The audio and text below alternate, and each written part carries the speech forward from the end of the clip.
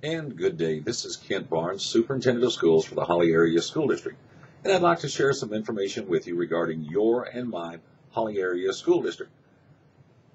On Tuesday evening, I made a recommendation to the Holly Board of Education that they approve a resolution authorizing the board president and myself to sign a memorandum of understanding that would be sent to the ISD and then in turn to the State Department as our state of Michigan tries to garner additional funds for the race to the top monies, the dollars that are available.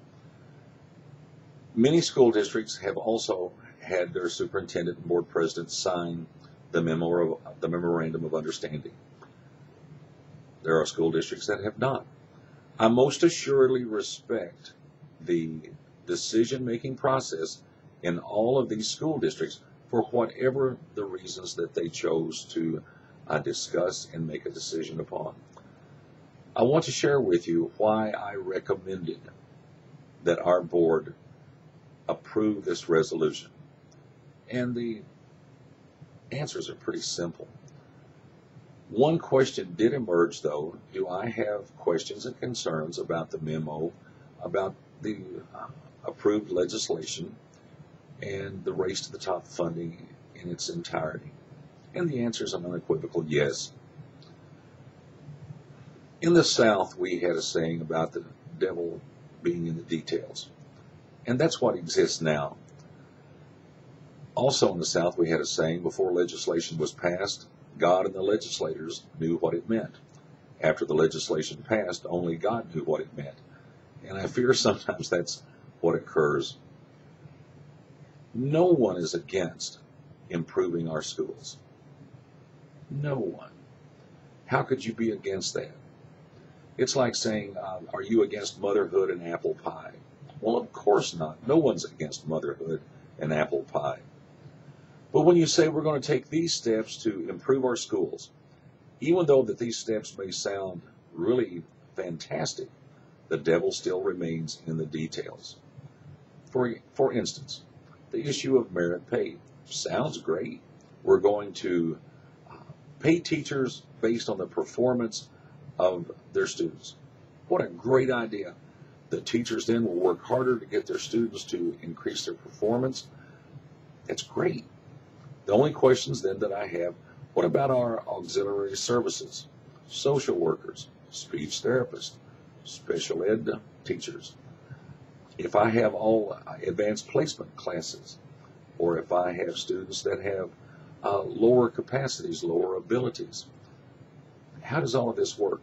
Well, I don't know yet because that hasn't been developed. The idea of researchers using data from our students. Well, there's FERPA laws. Well, those details haven't been worked out. Indeed, there are many of these aspects that will require negotiations with our teachers' union. And I know that our teachers' union here in Holly will work with our school district in needing to do whatever we need to do to meet the impact of the laws.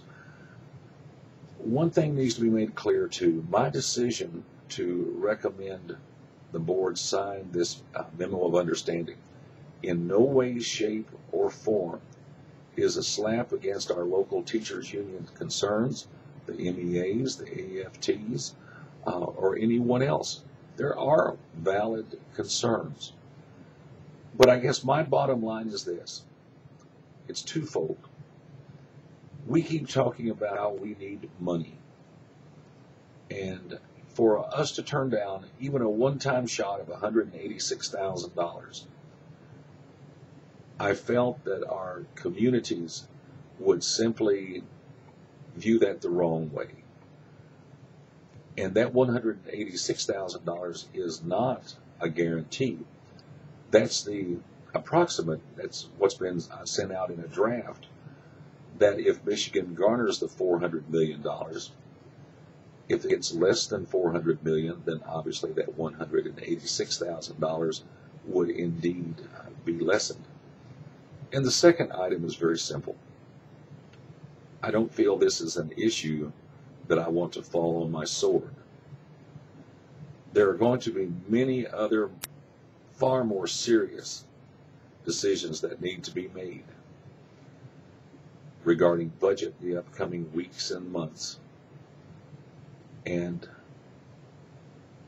those are the decisions that I'm going to be losing sleep over. It's not necessarily this memo of understanding and the release to the top legislation. The legislature has not enacted legislation that would change the structural foundation of how schools are funded. So as we look toward 2010-11 and 11-12, the budget decisions will be, they'll be very, very serious discussions, very, very serious decisions, because we cannot continue to provide all services and programs that we currently have. It's just that simple. So that's why we will continue to have conversations with our community members, local business and civic leaders, and we will see what occurs as we look forward to those recommendations that I will make in March.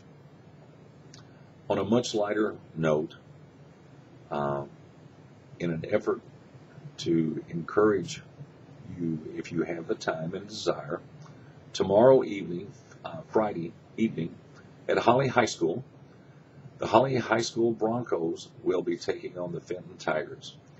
If you enjoy high school basketball and look forward to an evening of enjoyment with friends and family in a lighthearted atmosphere, please stop by the high school.